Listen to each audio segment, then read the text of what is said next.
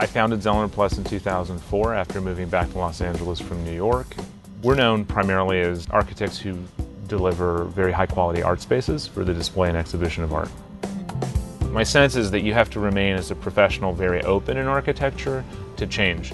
And that comes in the form of how you work, who you work with, where you work, and I think also obviously the technology you use. The Designjet T520 is a gorgeous piece of industrial design, but it also has a sort of level of tactility and ease of interface that are just beautiful. But other than that, I think the thing that's nice about it is it's quick. So, you know, it's not like, oh, I don't want to print this. Like, it's going to take like an hour to come out. It's like, just print it so we can mark it up. It's good. That's amazing to me. It's just the speed. It does different sheet sizes. We can test out different media. Like, I'm really excited to sort of play with vellum and, you know, different print media just to see what we can get out of it. Quality is amazing. What's impressive to me is not the Designjet T520's ability to produce color, which is what you would think an inkjet could do. It's actually to produce really crisp black lines, which is very important to architects because, you know, a line has all sorts of different meanings, how thick it is, how thin it is, if it's dashed. So to get that kind of range of definition from an inkjet is unprecedented for us.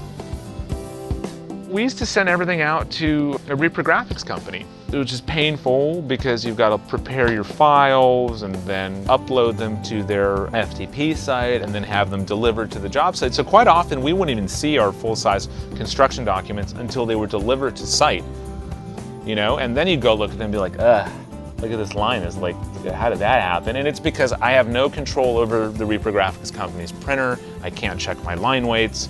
You know, so you're always stuck with these drawings that you're not happy with because, you know, you didn't do them. You didn't print them yourselves. With the Designjet T520, we'll print it, I'll notice if something's wrong, we'll mark it, fix the file, reprint, gone.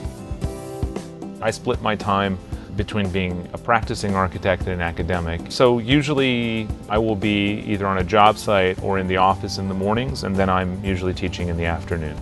What is really interesting to me about ePrint Share is that I can, you know, for instance, be teaching and my staff can be in the office and we can share documents immediately and quickly through my phone, which is becoming increasingly the primary device that I use to make architecture, strangely enough.